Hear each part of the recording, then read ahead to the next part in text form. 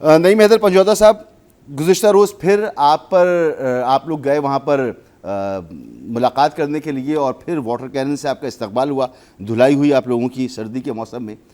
سر یہی سب کچھ آپ دیکھ رہے ہیں آنے والے وقتوں میں بھی، کیونکہ آپ بھی احتجاج کی تیاری کر رہے ہیں، آپ کی طرف سے بھی ٹمپریچر بڑھایا جا رہا ہے، دوسری طرف سے بھی ٹمپریچر بڑھایا جا رہا ہے، یا ہم اس سے بھی زیادہ معاملات جو ہیں بگڑتے ہوئے دیکھیں گے؟ بہتری کی گنجائش فی الحال اس وقت تو نظر نہیں آ رہی ہے مجھے. بہت شکریہ، آپ نے موقع دیا جی. دیکھیں بات یہ ہے کہ احتجاج کرنا ہمارا رائٹ ہے. پاکستان کا آئین آپ کو حق دیتا ہے، آئین کا آرٹیکل 16 آپ کو حق دیتا ہے کہ آپ اسمبل ہو سکیں، آپ احتجاج کر سکتے ہیں. 15 آپ کو حق دیتا ہے کہ آپ واک کر سکتے ہیں، آپ گاڑی چلا سکتے ہیں، آپ ایک صوبے سے دوسرے صوبے میں جا سکتے ہیں.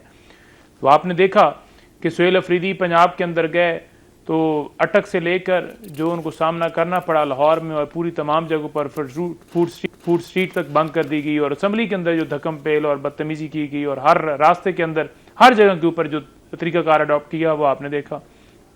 تو پابندی کس بات کی ہے؟ پابندی تو ان کی طرف سے لگائی جاتی ہے.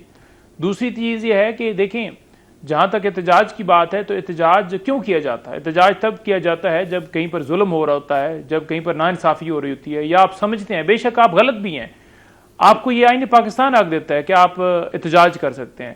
تو احتجاج کے علاوہ ہمارے پاس جو آپشن ہے وہ ہمیں بتا دیا جائے کہ عدالتیں آپ نے ختم کر دیں، 26ویں 27ویں، اب 28ویں ترمیم کی تیاریاں، پھر 29 آ جائے گی، پھر 30 آ جائے گی، ہر روز ہی ترمیمیں ہم سن رہے ہیں.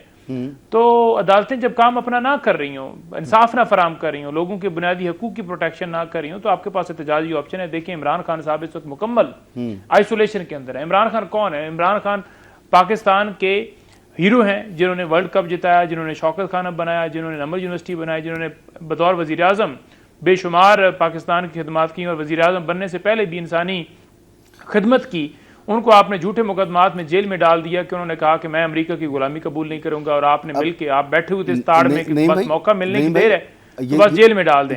اب ان سے جو ملاقات کرنا ہمارا حق ہے. بالکل آپ کا حق ہے، آپ کا حق ہے، اور ہر شہری کا جو اگر کوئی قید میں کسی بھی جرم میں، اس کا حق ہے جیل مینول کے حساب سے ساری چیزیں.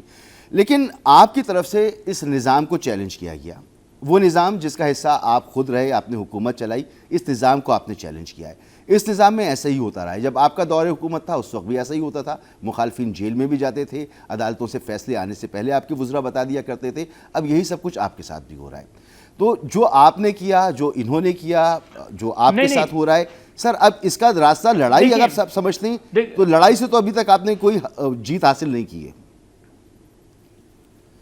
دیکھیں بات یہ ہے کہ پہلے اس بات کی میں کر دوں کہ عمران خان صاحب سے یہ بار بار سوال کیا کہ انہوں نے کہا جی ہم سے پہلے تمام لوگوں پر مقدمات تھے، بے نظیر پہ تھے، یا نواز شریف پہ تھے، یا زرداری پہ تھے، یا کسی اور پہ تھے، گاڑیاں لینے کے باقی ساری چیزیں، یہ سارے ان کی حکومت سے پہلے سے تھے، اور ان کو ڈسکوالیفائی بھی یا سپریم کورٹ سے سزا جو سارا عمل ہوا وہ سارا بھی اس سے پہلے کا تھا. عمران خان کے دور کے اندر تو مقصود چپڑاسی کے اکاؤنٹ میں پیسے نکل آئے، اس طرح کے 2-4 کیس بنے.